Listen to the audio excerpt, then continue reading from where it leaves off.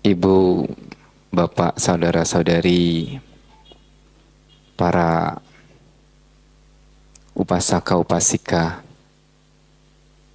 yang berbahagia. Kembali pada kesempatan malam hari ini, Ibu, Bapak, saudara-saudari bisa menggunakan waktu dengan baik untuk menambah kebajikannya. Ibu, Bapak, saudara-saudari,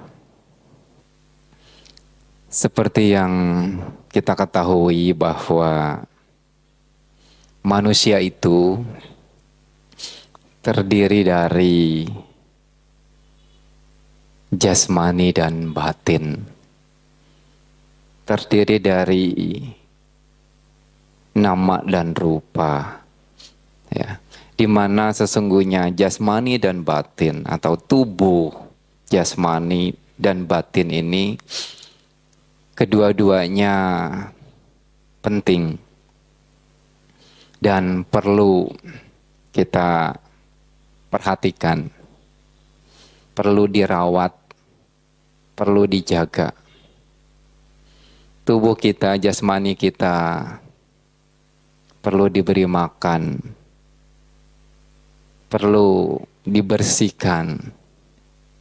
Begitu juga dengan batin kita sesungguhnya perlu diberi makan, perlu dibersihkan.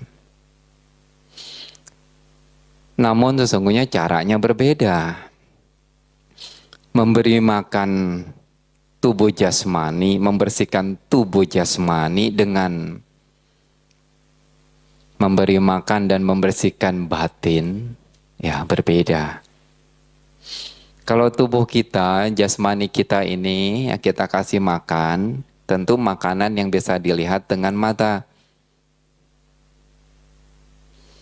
Kita kasih nasi, kasih lauk, kasih sayur, kasih buah-buahan, kasih minuman.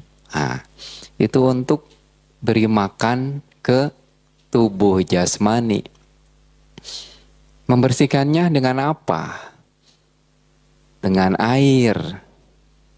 Dimandikan, dibersihkan pakai sabun tubuhnya itu. Kalau perlu direndam dengan rinso biar bersih kinclong. Itu tubuh ya, tubuh kita. Lain halnya dengan batin. Bagaimana cara memberi makan batin dan membersihkan batin? Memberi makan batin, membersihkan batin itu seperti yang sekarang ini ibu bapak saudara-saudari lakukan.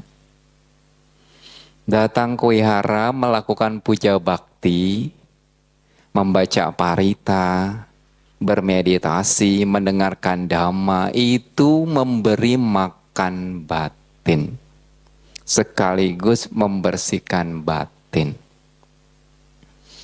Jadi, apa yang ibu bapak saudara-saudari lakukan pada kesempatan malam hari ini sesungguhnya sedang memberi makan kepada batinnya.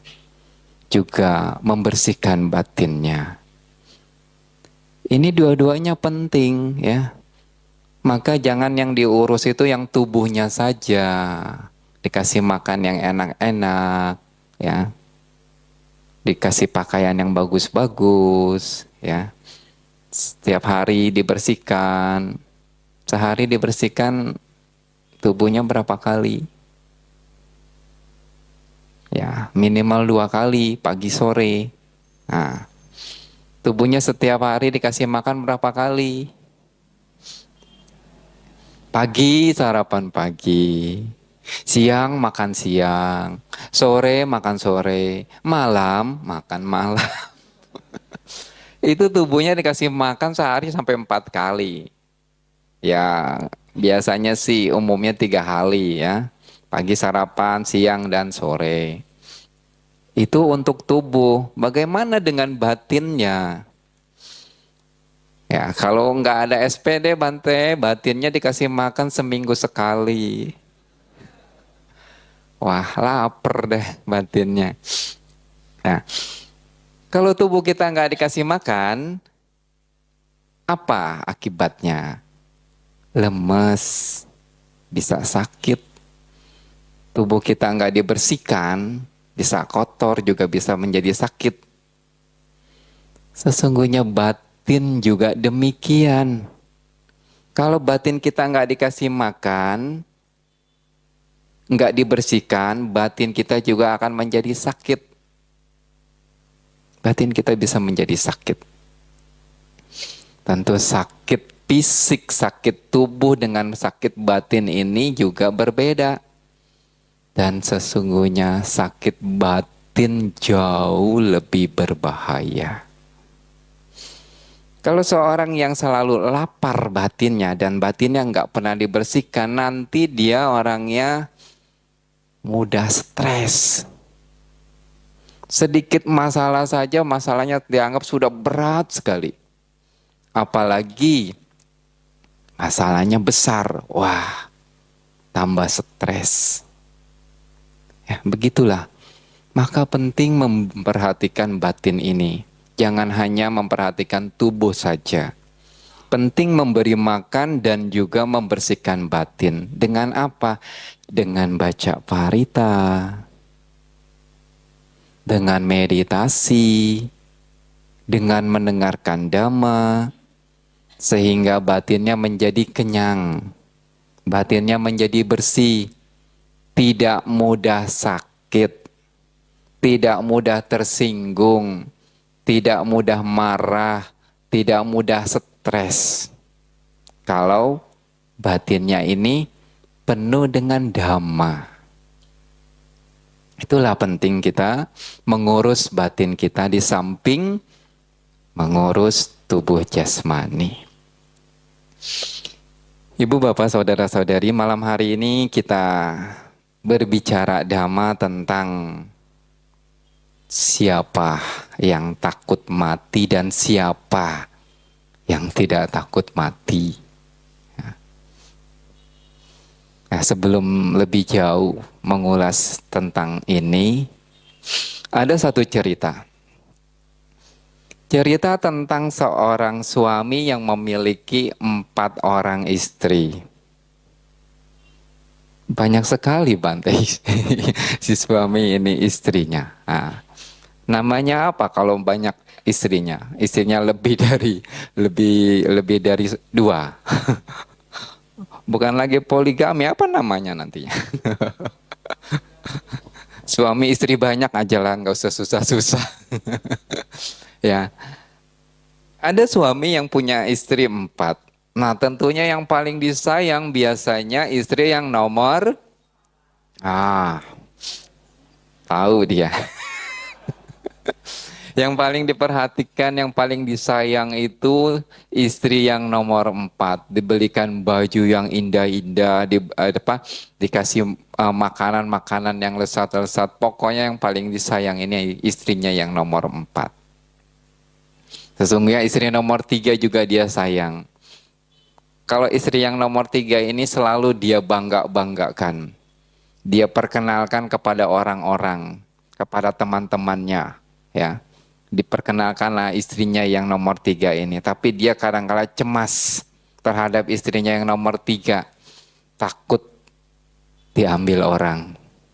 Nah, istri yang nomor 2 itu kadang-kala dia perhatikan, kadang-kala tidak. Tetapi sesungguhnya istri yang nomor 2 ini sering membantu dia. Kalau dia ada masalah, dia curhat, nah itu dapat jalan keluar dari istrinya yang nomor 2. Nah, dan istri yang pertama biasanya dicuekin, tidak diperhatikan. Tetapi sesungguhnya istri yang nomor 1 ini yang paling setia kepada dia. Ibu, bapak, saudara-saudari, singkat cerita, si suami jatuh sakit parah dan sedang sekarat. Siapa yang mau sekarat? Gak ada yang mau sekarat. 24 karat, oke Bante. Ya, emas 24 karat oke Bante, tapi kalau sekarat nggak mau yang maunya yang 24. Nah, ketika si suaminya ini sedang jatuh sakit dan sekarat, si suami ini nggak mau meninggal sendiri. Dia punya keinginan ditemani oleh salah satu istrinya. Nah, dipanggillah istrinya yang paling dia cintai, yang paling dia sayangi. Istri yang nomor 4. Istriku, aku akan segera meninggal. Maukah kamu menemaniku? Tidak bisa, saya nggak mau. Walaupun istrinya ini sangat dia sayangi, dia cintai, selalu dia perhatikan. Ternyata istrinya tidak mau diajak mati bersama. Kecewalah si suami kepada istrinya yang keempat ini. Panggillah istri yang nomor 3, yang selalu dia bangga-banggakan. Selalu dia perkenalkan kepada teman-temannya. Istriku, aku akan segera meninggal. Maukah kamu menemaniku? Apa jawaban istri yang nomor 3? Enak saja ngajak-ngajak saya mati. Kalau kamu mati, saya akan cari pengganti kamu. Tambah sakit hati. Ya, tambah kesel, tambah wah luar biasa menderita dia. Kemudian dia memanggil istrinya yang nomor 2. Istriku, aku akan segera meninggal, maukah engkau menemaniku? Apa jawab istrinya yang nomor 2? Saya tidak bisa menemani kamu untuk selama-lamanya. Paling-paling saya hanya bisa mengantarkan kamu sampai pemakaman. Dan jangan khawatir, persembahyangan kamu, upacara kematian kamu pasti akan saya urus. Sedikit melegakan. Ya, dapat jawaban seperti itu, tapi dia tetap kecewa karena mengharapkan ingin selalu ditemani sama istrinya. Kemudian dia berpikir, yang sudah diperhatikan selama ini saja tidak mau, apalagi istrinya yang nomor 1. Akan tetapi ternyata istrinya yang nomor 1 ini tanpa diundang, ya, tanpa diminta hadir, kemudian dia datang kepada suaminya dan berkata, jangan khawatir suamiku. Kalau kamu akan meninggal, kalau kamu meninggal, saya akan tetap menemanimu. Saya akan setia kepadamu. Wih, luar biasa. Saya akan setia kepadamu. Ibu, bapak, saudara-saudari, ini sesungguhnya hanyalah cerita kiasan, cerita perumpamaan tentang satu suami beristri 4. Istri-istri ini hanyalah simbol-simbol, ya. Istri yang keempat, jadi jangan berpikir benar-benaran si suami punya 4 istri, ya. Istri yang keempat ini simbol dari tubuh jasmani kita, di mana tubuh jasmani ini selalu kita perhatikan, dikasih makan yang enak-enak, dibelikan baju, ya, yang indah-indah, ya, yang ibu-ibu, ya, terutama bajunya sudah satu lemari masih kurang. Itu untuk istrinya yang nomor 4. Ya, diperhatikan benar-benar, tubuhnya dihias dengan wangi-wangian. Nah, sedikit saja ada kerutan masuk salon. Itu memperhatikan luar biasa terhadap istrinya yang keempat ini. Tubuh jasmani ini. Di mana tubuh jasmani ini kalau seorang meninggal ya nggak akan ikut. Ditinggalkan.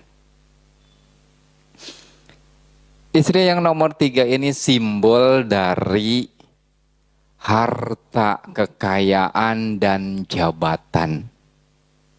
Ya. Orang-orang itu selalu memamerkan kepada teman-temannya, kepada orang-orang, oh ini loh jabatanku, ini kekayaanku, diagung-agungkan. Saat dia meninggal, jabatan, kekayaan, harta benda ini ditinggal.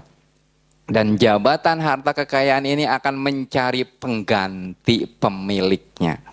Maka dikatakan tadi istri nomor 3 ini, kalau kamu meninggal ya aku akan cari pengganti kamu. Itulah jabatan, itulah kekayaan harta benda. Kalau seorang itu meninggal, akan menjadi milik orang yang baru, ahli warisnya. Punya harta benda, ya jatuh ke tangan ahli waris. Jabatan, kalau dia misalnya kerja di satu perusahaan, ya dia meninggal, ada penggantinya lagi. Nah, itu simbol dari istri yang ketiga. Jabatan harta benda itu. Kalau seseorang meninggal, tidak dibawa. Malah ada yang menggantikannya, mengambilnya. Istri yang nomor 2 itu simbol dari kerabat, sanak famili, saudara-saudara, teman-teman. Di mana sahabat, kerabat, sanak famili, ya, saudara-saudara itu hanya bisa mengantarkan seseorang hanya sampai ke pemakaman. Adakah saudara familinya yang mau ikut dikubur? Enggak ada. Hanya diantarkan sampai pemakaman saja, atau kalau misalnya dikremasi hanya sampai tempat kremasi, enggak mau diikuti masuk ke open dikremasi. Itu sahabat, teman, saudara-saudara, family, ya. Paling juga hanya diurus upacara-upacara persembayangannya. Nah, siapa itu istri yang pertama?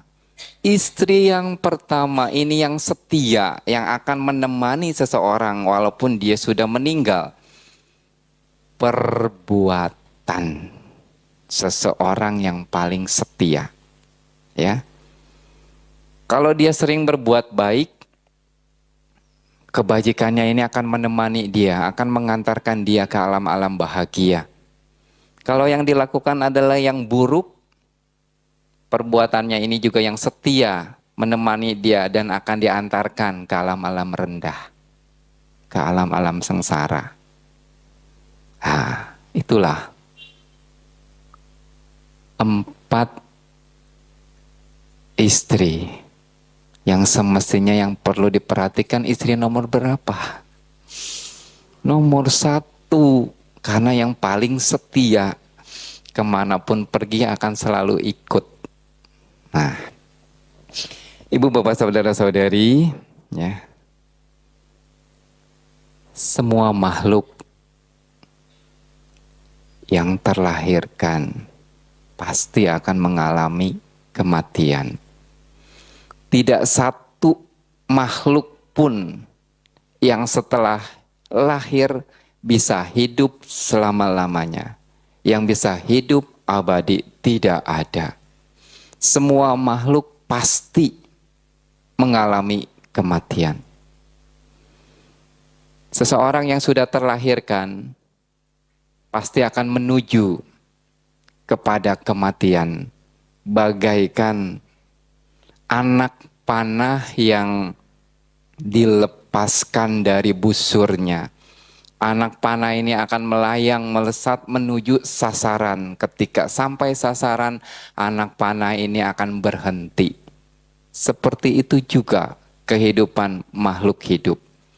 Ketika dia dilahirkan, dia sedang menuju, melaju ke arah kematian. Begitu juga dengan kita semua. Kita ini seperti anak panah yang sudah dilepaskan dari busurnya, sedang melayang menuju satu sasaran. Kalau sudah sampai sasarannya berhenti, yang artinya kita meninggal. Kematian itu pasti terjadi pada semua makhluk. Sang Buddha mengatakan kematian itu pasti. Cuma kita tidak tahu kapan. Kehidupan inilah yang sesungguhnya tidak pasti. Kenapa kehidupan ini tidak pasti? Ya itu, karena dicengkram oleh kadang memperoleh, kadang tidak. Kadang bahagia, kadang menderita. Kadang dipuji, kadang dicela. Itu jadi kehidupan kita itu memang tidak pasti. Tapi kematian itu yang pasti. Ya, pasti terjadi. Cuma kita tidak tahu kapan terjadinya. Tapi akan terjadi pada kita. Dan kita juga tidak tahu anak panah kita ini sedang melayang-layang, sasarannya masih jauh apa sudah dekat. Bante saya masih muda, masih jauh anak panahnya menuju ke sasaran. Jangan salah. Yang muda-muda bisa mati duluan. Banyak ya. Banyak yang muda-muda meninggal duluan. Masih bayi, balita udah meninggal duluan. Baru dilahirkan meninggal duluan daripada orang tuanya yang melahirkan. Itu banyak kejadian. Ya karena ya itulah kehidupan. Ya. Kematian itu pasti terjadi pada seseorang. Ibu, bapak, saudara-saudari, lalu perlukah takut menghadapi kematian?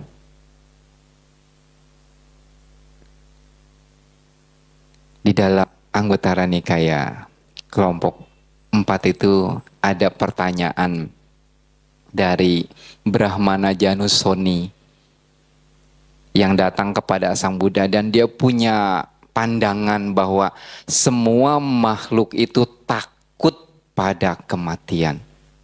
Semua makhluk itu gentar pada kematian. Tidak satu pun makhluk yang hidup ini yang tidak takut pada kematian. Semua makhluk takut pada kematian. Ini pandangan dari Brahmana Janusoni yang beliau katakan kepada Sang Buddha. Sang Buddha kemudian menimpalinya, menjawab, memang benar. Ada makhluk-makhluk yang takut pada kematian. Tetapi ada juga makhluk yang tidak takut pada kematian. Nah, mendengar jawaban seperti ini dari Sang Buddha, Brahmana Janusoni kemudian memohon kepada Sang Buddha untuk menjelaskan siapa itu yang takut pada kematian dan siapa yang tidak takut pada kematian. Sang Buddha kemudian menjelaskan, orang yang takut pada kematian itu karena 4 hal. Ya, 4 sebab yang menyebabkan seseorang itu takut pada kematian. Yang pertama, dia belum terbebaskan dari kesenangan-kesenangan nafsu indria. Tidak mau melepaskan kesenangan-kesenangan nafsu indrianya. Masih terus-menerus mengejar. Indria matanya ingin terus dia ladeni dengan kesenangan-kesenangan dari penglihatannya. Tontonan-tontonan, hiburan-hiburan, ya.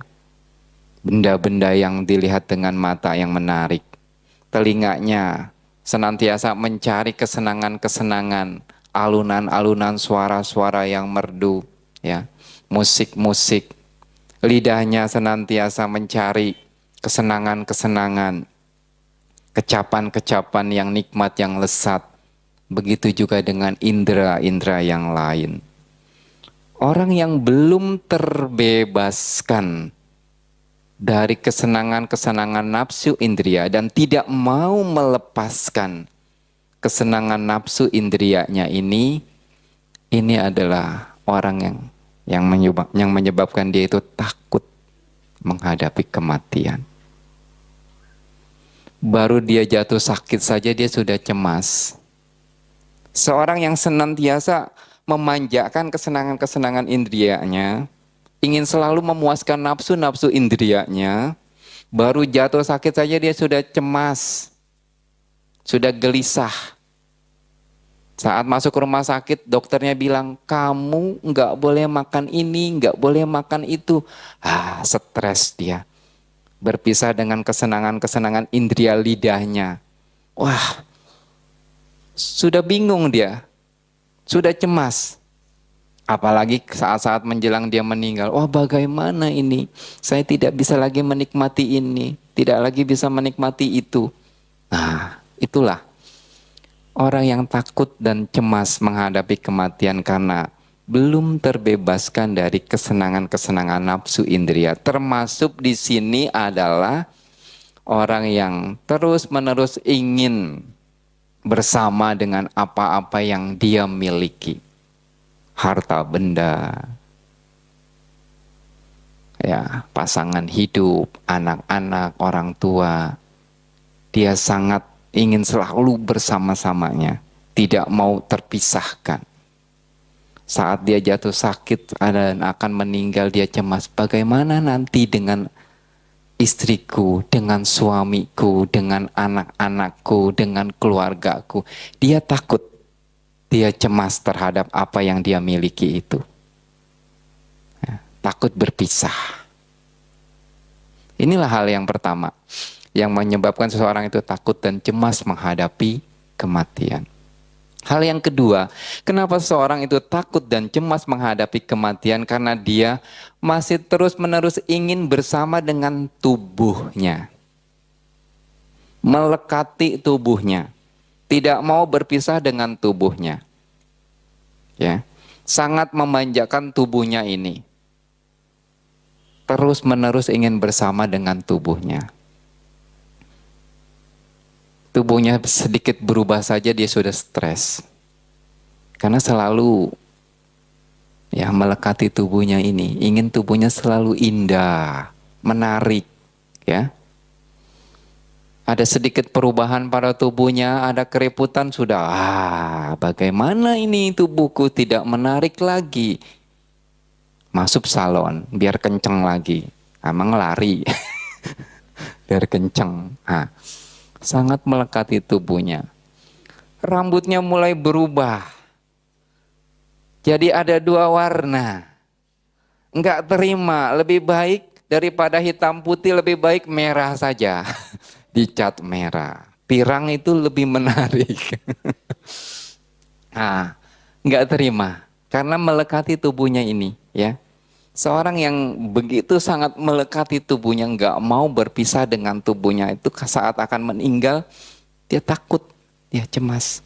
Wah, kalau saya meninggal nanti, tubuh saya akan dimasukkan ke dalam tanah. Waduh, bagaimana nanti? Tubuh saya akan dimakan sama cacing-cacing. Wah, ulat-ulat, belatung. Oh, mengerikan, menjijikkan. Kalau enggak nanti tubuh saya akan dimasukkan ke oven, dibakar, hancur. Dia enggak bisa terima.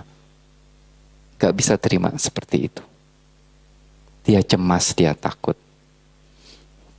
Nah, ada orang juga yang takut dimakamkan di kuburan. Ya. Ada satu cerita, seorang anak yang cerita kepada saya, ketika orang tuanya itu, ketika mamanya menjelang meninggal itu, sebelum meninggal itu titip pesan sama dia.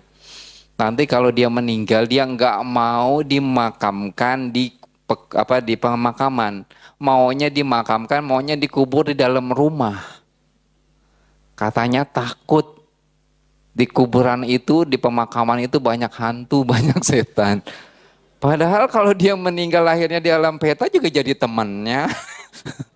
Tapi dia takut, ya. Itu bisa seperti itu, ya. Karena takut dan cemas menghadapi kematian sampai-sampai titip pesannya yang aneh-aneh kepada keluarganya, pada anak-anaknya. Nah, inilah yang pertama. Yang kedua, kenapa orang yang takut cemas menghadapi kematian? Karena dia sangat melekati tubuhnya, tidak mau berpisah dengan tubuhnya. Hal yang ketiga, kenapa seseorang itu takut cemas menghadapi kematian? Karena dia sudah melakukan kejahatan-kejahatan yang banyak, belum berbuat baik. Orang yang kejahatan-kejahatannya banyak, timbunan kamak buruknya banyak, belum melakukan yang baik-baik, saat dia akan meninggal itu cemas. Dia takut sekali. Biasanya orang yang penuh dengan kejahatan, yang setiap hari selalu berbuat jahat, saat-saat akan meninggal, itu ada yang dikatakan nimita. Gambaran-gambaran menjelang seseorang itu meninggal. Nimitanya adalah nimita yang buruk. Nimita yang menakutkan. Ya, nimitanya.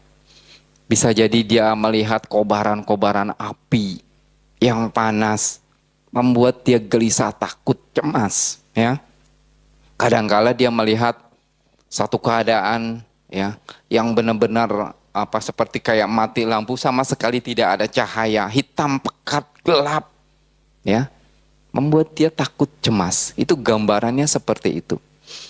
Kadangkala dia melihat kilatan-kilatan cahaya yang keluar dari senjata-senjata tajam, dari pedang, dari pisau, dari golok, ya. Dia melihat cahaya-cahaya seperti itu, membuat dia takut, cemas. Itu orang yang biasanya kalau yang kejahatannya banyak, munculnya nimita atau gambaran menjelang dia meninggal itu yang buruk-buruk, yang membuat dia itu takut, cemas terhadap datangnya kematian. Nah, biasanya orang yang seperti itu saat akan meninggal itu biasanya nggak tenang dia, gelisah sekali karena cemas. Saya pernah diundang oleh seorang umat, ya. Umat ini melihat orang tuanya ini sangat-sangat gelisah sekali, tapi memang sakitnya sudah parah. Sakit sudah parah, dan dia tahu seumur hidup itu bapaknya ini, yang dia ayahnya ini, memang seumur hidup nggak pernah datang ke wihara, cuma agamanya tertera di KTP saja.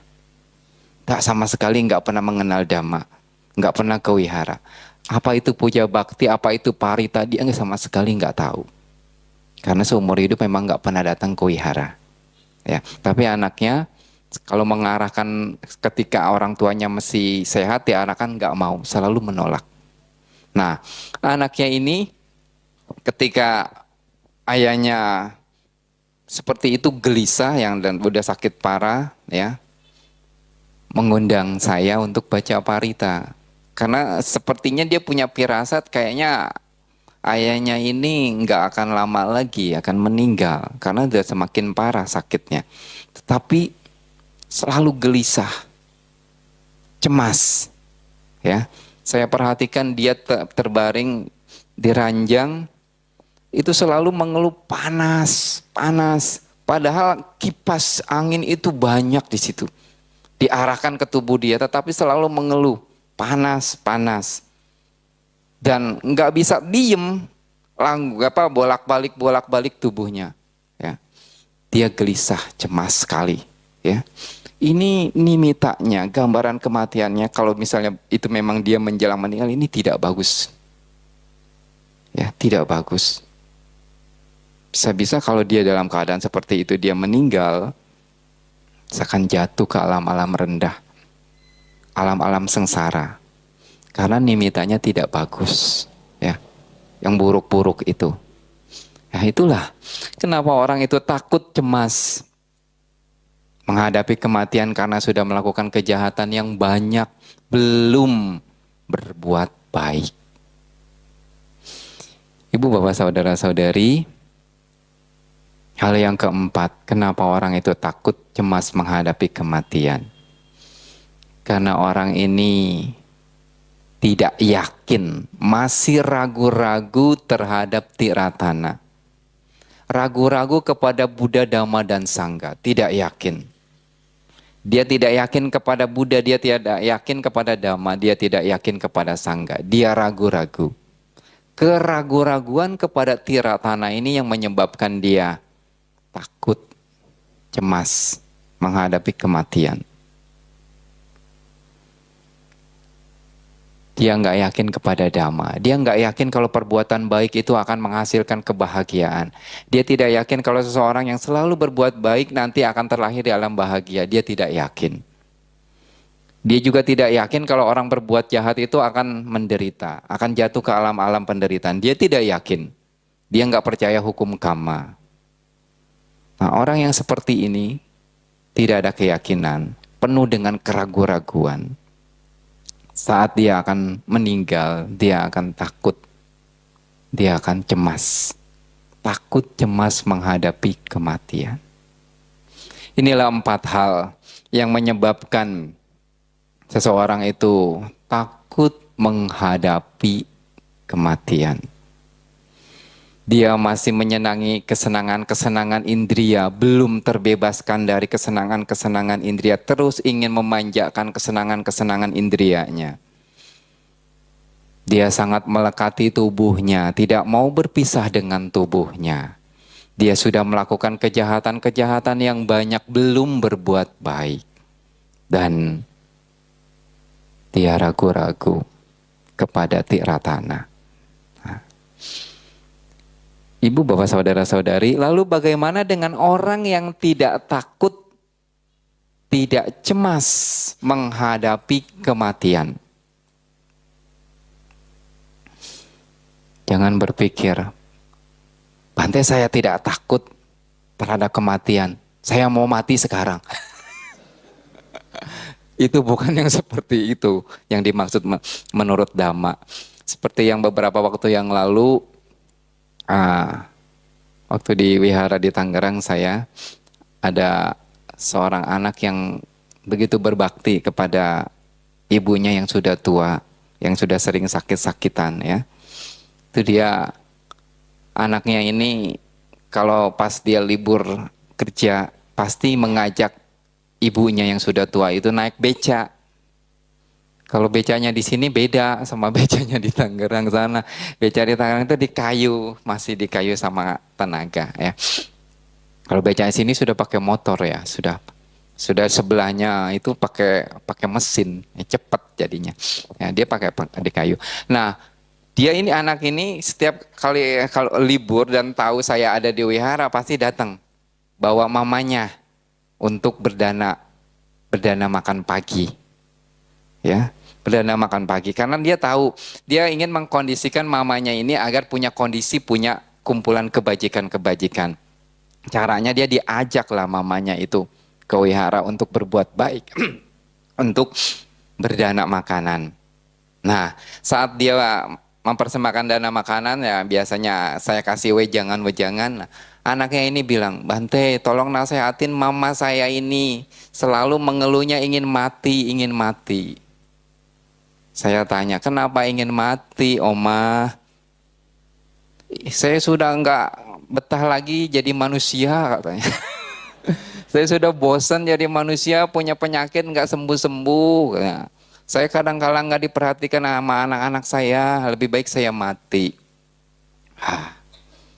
Ini bukan orang yang tidak takut pada kematian, bukan. Justru ini orang yang enggak berani menghadapi kehidupan. Orang yang gak berani menghadapi dia anggapnya setelah meninggal itu beres urusan. Enggak lagi sakitnya udah hilang gitu. Ya memang sakit fisiknya hilang tapi belum tentu kehidupan berikutnya dia jadi apa. Nah, saya kasih nasihat kepada si Oma ini, Oma jangan berpikiran yang kayak gitu, itu enggak baik. Saat seseorang akan meninggal, pikirannya ingin meninggal dan benci sama anak-anaknya karena benci sama penyakitnya, ini bahaya. Momen rasa tidak suka, ketidaksukaan ini pada saat itu dia meninggal, ini yang bahaya, bisa jatuh ke alam rendah. Saya kasih nasihat kepada si Oma ini, jangan, itu dibuang jauh-jauh kalau ingin mati karena tidak suka dengan anak-anaknya yang gak memperhatikan. Karena gak suka penyakitnya gak sembuh-sembuh, jangan seperti itu. Nah biasanya si Oma-Oma ini kalau datang kepada Bantenya dia nasihatin begitu pasti, iya Bante, ngangguk-ngangguk. Ntar kalau pulang ke rumah lain lagi. Ingat lagi pengen mati lagi. Biasanya seperti itu. Kalau di depan Bantenya, iya Bante, iya Bante. Udah balik ke rumah lain lagi ceritanya. Nah, jadi orangnya seperti ini sesungguhnya bukan tidak takut pada kematian, tapi dia memang dia nggak merasa nggak nyaman dengan hidupnya itu. Dia ingin cepat-cepat meninggal. Ini sesungguhnya momen batin yang tidak nerima kepada diri sendiri. Ya, ini nggak bagus. Ya, batin yang seperti itu, pikiran yang seperti itu karena kecewa, karena tidak suka. Dia ingin cepat meninggal. Kalau benar-benar meninggal ini yang bahaya. Bisa jatuh ke alam-alam rendah karena ketidaksukaannya itu. Ya. Lalu bagaimana yang dimaksud oleh Sang Buddha? Orang yang tidak takut menghadapi kematian. Ya, ada 4 hal juga yang menyebabkan orang itu tidak takut menghadapi kematian. Ini kebalikan dari yang 4 tadi. Yang pertama, orang yang tidak lagi kecenderungan untuk terus-menerus memuaskan nafsu-nafsu indrianya. Dia sudah bisa istilahnya membatasi kesenangan-kesenangan indrianya. Tidak lagi terus-menerus memuaskan kesenangan-kesenangan indrianya. Biasanya orang seperti ini ya tahu apa itu kebutuhan, apa itu keinginan. Jadi dia nggak perlu lagi memuaskan nafsu-nafsu indrianya. Kesenangan-kesenangan indrianya. Oh, ini adalah bentuk keinginan, dia sadari. Gak perlu diladeni. Ini kebutuhan. Nah, perlu dia lakukan. Jadi dia bisa memilah-milah mana kebutuhan, mana keinginan. Kalau memang itu kebutuhan pokok seperti makanan, ya, pakaian, dia bisa penuhi, tetapi yang sesuai standar, nggak perlu yang berlebihan. Makanan yang dia penuhi ya 4 sehat 5 sempurna, cukup, nggak perlu ada namanya makanan yang harus apa namanya wisata kuliner, kesana kesini cari makanan untuk memuaskan lidahnya. Oh, di sana ada sate enak, lari sana. Di sana ada mie enak, terbang ke sana. Itu wisata kuliner yang dicari.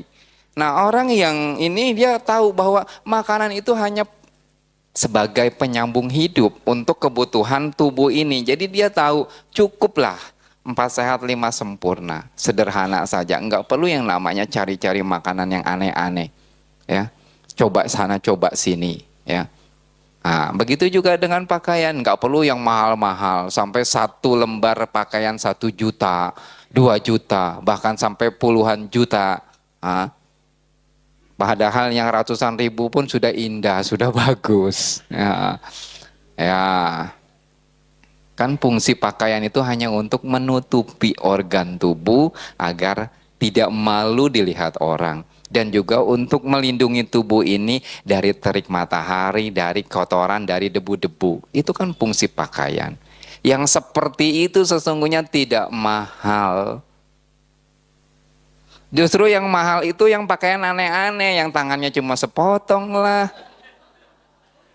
Yang pakaiannya itu nggak nyampe ke bawah, cuma setengah lah.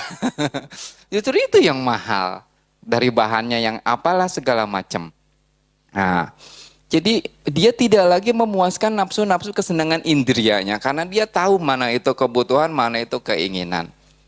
Jadi tidak dia lekati lagi kesenangan-kesenangan indrianya.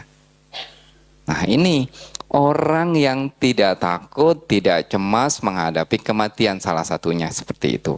Yang kedua, dia juga tidak melekati kepada tubuhnya. Dia bisa menerima tubuh ini apa adanya. Saat tubuhnya berubah, dia bisa menerima, wajar. Kalau dulu muda, tubuh saya kencang, kayak orang lari. Tubuh saya fresh, seger, kinclong. Sekarang saya sudah mulai menua, mulai keriput, mulai ada bintik-bintik. Saya bisa menerima ini. Perubahan ini saya bisa terima. Wajar, dulu rambut saya itu lebat, hitam. Sekarang sudah mulai ada putih-putih. Bahkan putih semua kayak Oma ini bisa menerima. Wah, luar biasa. Sampai nggak perlu dicat. Ya, bisa menerima perubahan itu pada fisiknya. Karena tidak melekati tubuh ini. Menyadari bahwa tubuh ini wajar berubah. Dia tidak lagi melekati itu. Ya, Bante, kalau saya nggak melekati tubuh ini, ya sudahlah, tubuh ini nggak perlu saya kasih makan, nggak perlu saya mandikan, biarin saja. itu orang yang nggak punya panya, nggak punya kebijaksanaan, ya. Bukan seperti itu, ya. Tetap tubuh ini harus dirawat, tetap tubuh ini harus dijaga, tetap tubuh ini harus diberi makan, diberi minum, dikasih vitamin, dikasih nutrisi karena tubuh ini masih berguna untuk berbuat baik, untuk bertahan hidup. Kalau kita bisa bertahan hidup lama, sehingga tubuh ini semakin lama bisa kita gunakan semakin banyak kebajikan yang kita lakukan. Nah, jadi harus tetap dijaga.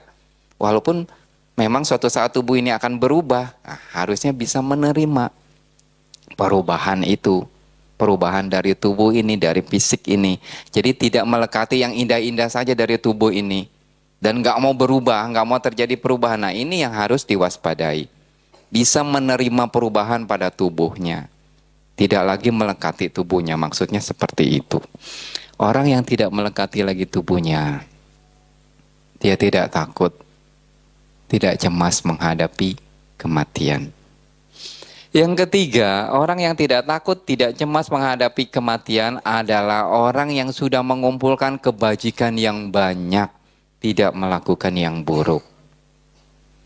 Kalau orang itu kebajikannya sudah banyak, aman, ya. Apalagi dia tidak melakukan yang buruk-buruk, aman.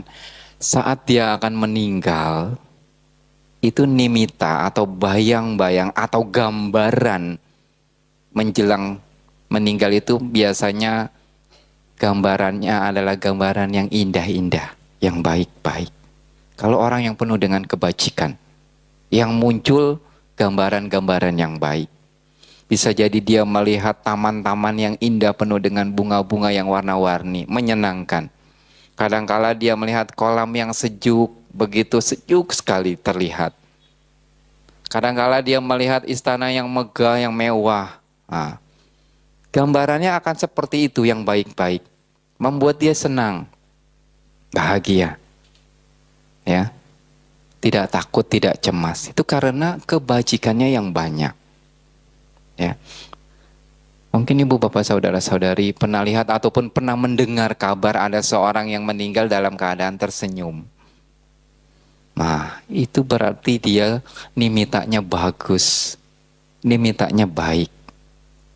Saya juga pernah menjumpai seorang ibu yang ketika meninggal itu layaknya seperti orang sedang tidur tersenyum. Indah sekali wajahnya, ya. Setelah saya tanya-tanya sama anaknya sama cucunya, iya memang meninggalnya saat tidur, ya. Tidur malam, pagi-pagi dibangunin ya sudah nggak ada. Dalam keadaan saat tidur dia meninggal. Dan memang, nah, diceritakan kehidupan si nenek ini ya, dia memang selalu senang berbuat baik. Bahkan dia bilang ada satu dia punya tanah itu didanakan, memang inisiatif si nenek ini sendiri, didanakan untuk buat cetia dekat rumah dia, ya, dibuat cetia. Nah, mungkin karena kebajikan itulah yang membuat dia tersenyum saat meninggal, karena kebajikannya banyak, ya.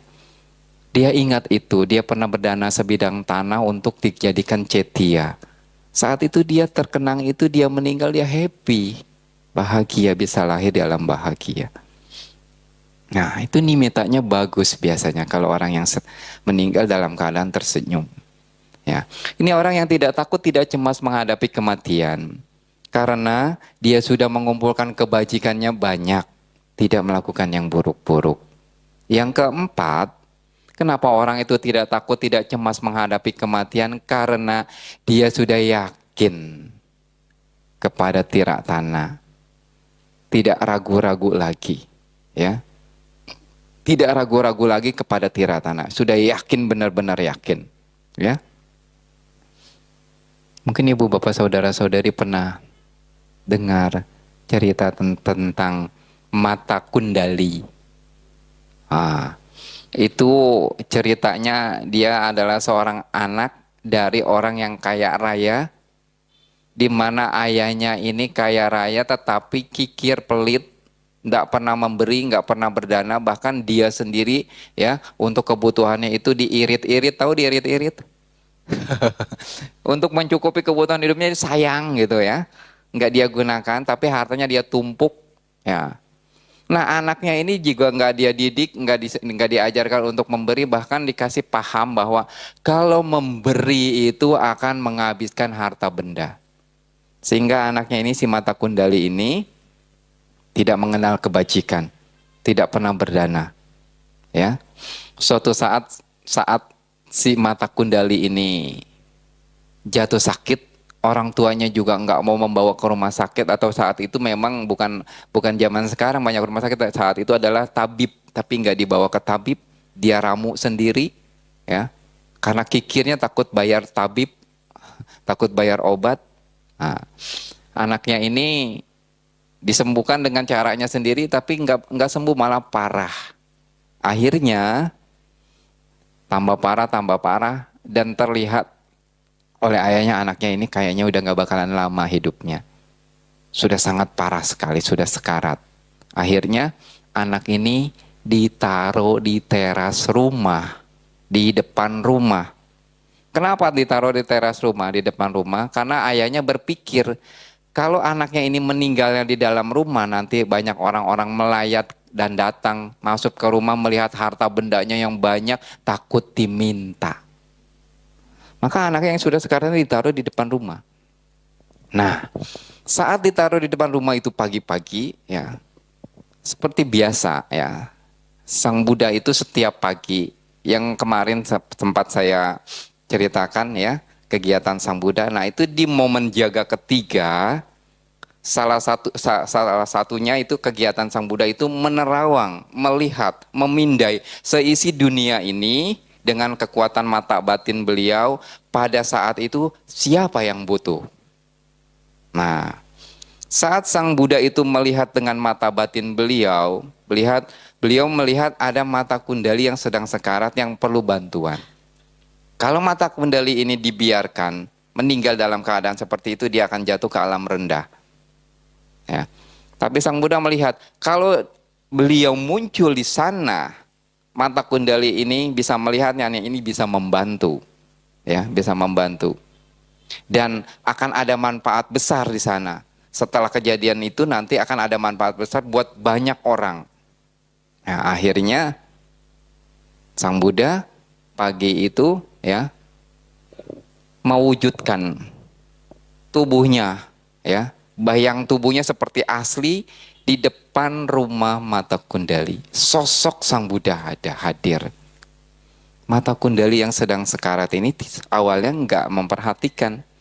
Kemudian Sang Buddha ini dari tubuhnya mengeluarkan cahaya. Karena mengeluarkan cahaya, tertariklah mata kundali ini untuk melihat, untuk menengok. Ketika dia lihat, wah, sosok tubuh Sang Buddha yang agung luar biasa. Agung luar biasa. Wah, ini sosok seorang sama Sang Buddha yang sudah mencapai kesempurnaan. Hanya melihat sosok tubuh Sang Buddha yang bercahaya itu, timbul keyakinan dari mata kundali. Timbul keyakinannya, sadanya kuat terhadap Sang Buddha. Saat detik-detik dia sadanya kuat itu, dia meninggal. Mata kundali ini lahir di alam surga, di alam bahagia. Lahir jadi dewa. Ya, itu kekuatan keyakinan. Jadi seseorang yang yakin kepada Tiratana itu tidak akan takut, tidak akan cemas menghadapi kematian. Ya, inilah 4 hal. Kenapa orang itu tidak takut, tidak cemas menghadapi kematian? Dia tidak lagi keinginannya untuk memuaskan nafsu-nafsu indrianya. Ingin cenderung memuaskan kesenangan-kesenangan indrianya. Dia juga tidak melekati tubuhnya, dan dia sudah melakukan kebajikan yang banyak, tidak melakukan yang buruk, dan dia sudah yakin kepada Tiratana. Ibu, bapak, saudara-saudari, punya yang mana? 4 yang awal apa 4 yang akhir? 4 yang awal, siap-siaplah takut dan cemas menghadapi kematian. Tapi punya 4 yang akhir, wah, tidak akan takut, tidak akan cemas menghadapi kematian. Memang inilah yang perlu kita miliki. Nah, inilah Ibu Bapak Saudara-saudari, pembahasan Dhamma yang bisa disampaikan. Semoga berguna. Sebagai akhir kata, Sapi Sata Bawantu Sukitata, semoga semua makhluk hidup berbahagia.